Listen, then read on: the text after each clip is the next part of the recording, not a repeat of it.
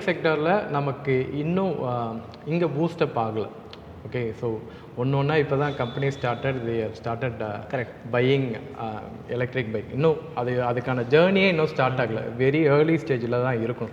So அப்படி இருக்கும்போது high voltage technology நம்ம ஸ்கூட்டரில் போனால் நமக்கு ஓரளவுக்கு ஒரு மார்க்கெட் ரியாலிட்டி நம்ம பிடிச்சிட்டு பைக் வரலாமே அப்படின்னு தான் எல்லாருமே யோசிக்கிறாங்க. Why bike? நீங்கள் டக்குன்னு பைக் ஜம்ப் நிச்சயமாக. ஸோ இன்னைக்கு வாட் வி பிலீவ் இஸ் இருக்கிற டெக்னாலஜி இன்றைக்கி இருக்கிற ஸ்கூட்டர்ஸ்க்கு it is very well suited. Okay, ஏன்னா ஸ்கூட்டர்ஸ் வந்து ஆல்ரெடி அந்த ஒரு பவுண்ட்ரி லோ வோல்டேஜில் எவ்வளோ புஷ் பண்ண முடியுமோ அந்த பவுண்ட்ரியை தொட்டுட்ருக்காங்க. அதுக்கு ஓகே. ஏன்னா மோர் இம்பார்ட்டன்ட்லி ஸ்கூட்டர்ஸ் வந்து very very very utility driven இல்லைங்களா. நான் ஒரு கிராசரி ஷாப் போகணும், இல்லை குழந்தைய ஸ்கூல்லேருந்து பிக்கப் பண்ணணும், அந்த மாதிரி ஒரு ஒரு ஒரு point of view that is fine. அந்த லோ வோல்டேஜ் டெக்னாலஜி அதுக்கு போதுமானதாக இருக்குது. மோட்டர் சைக்கிள்னு வரும்போது இட் இஸ் வெரி பர்சனல். நீங்கள் ஏன் ஒரு மோட்டர் சைக்கிள், நம்ம ஏன் ஒரு மோட்டர் சைக்கிள் வாங்குறோம்? இந்தியாவில் மோட்டர் சைக்கிள்னால் அதில் ஒரு பர்சனல் அட்டாச்மெண்ட், ஒரு சென்டிமெண்ட் அட்டாச்மெண்ட் இருக்குது. அதில் இன்னொரு ஃபேக்டர் வந்து பெர்ஃபார்மன்ஸும் கூட. ஸோ பெர்ஃபார்மன்ஸ் தான் biggest difference between scooter and motor cycle.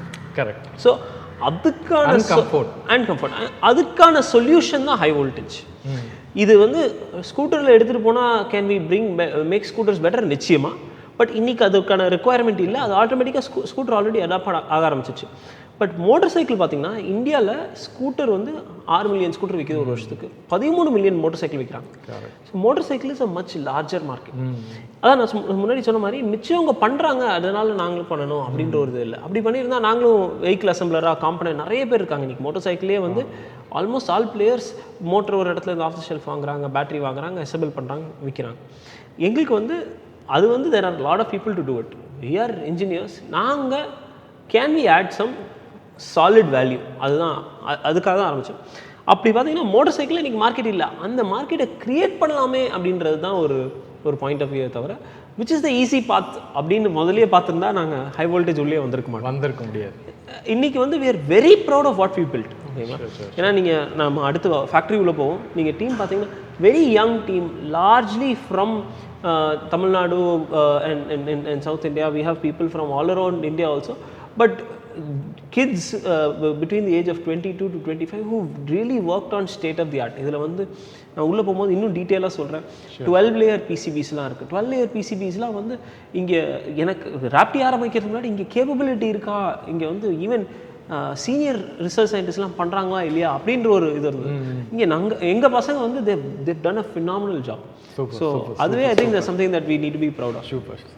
Sure. இது while we go around it, இது வந்து இந்த ஷோரூமோட ரீசனே பார்த்தீங்கன்னா இது வந்து எங்களோட factory, R&D centre, marketing division and first showroom all in one campus.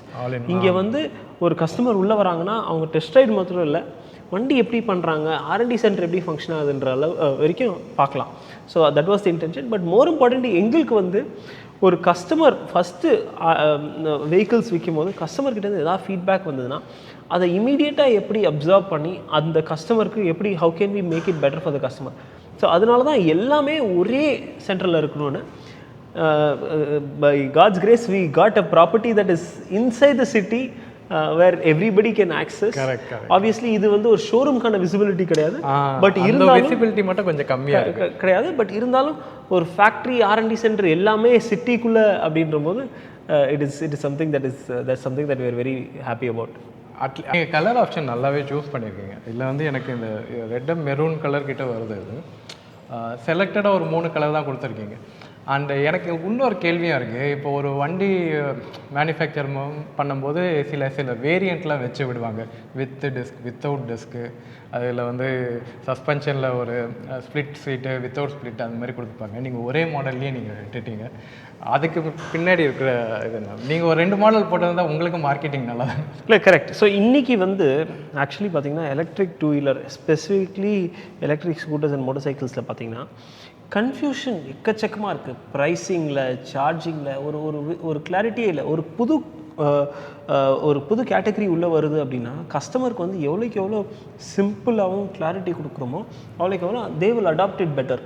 இன்றைக்கி வந்து கஸ்டமருக்கு பேட்டரி கெப்பாசிட்டினால என்னன்னு தெரியாது, சிம்பிளி ரேஞ்ச் டிஃபரன்ஸ் மட்டும்தான் அப்படின்றது எக்ஸ்பிளைன் பண்ணுவோம். இன்றைக்கி வந்து வர கஸ்டமர் வந்து சார்ஜருக்கு எக்ஸ்ட்ரா பே பண்ணணும், கலருக்கு எக்ஸ்ட்ரா பே பண்ணணும், ஒரு ஃபீச்சருக்கு எக்ஸ்ட்ரா பே பண்ணணும் அப்படின்ற போது தேர் கெட்டிங் வெரி கன்ஃபியூஸ்ட்.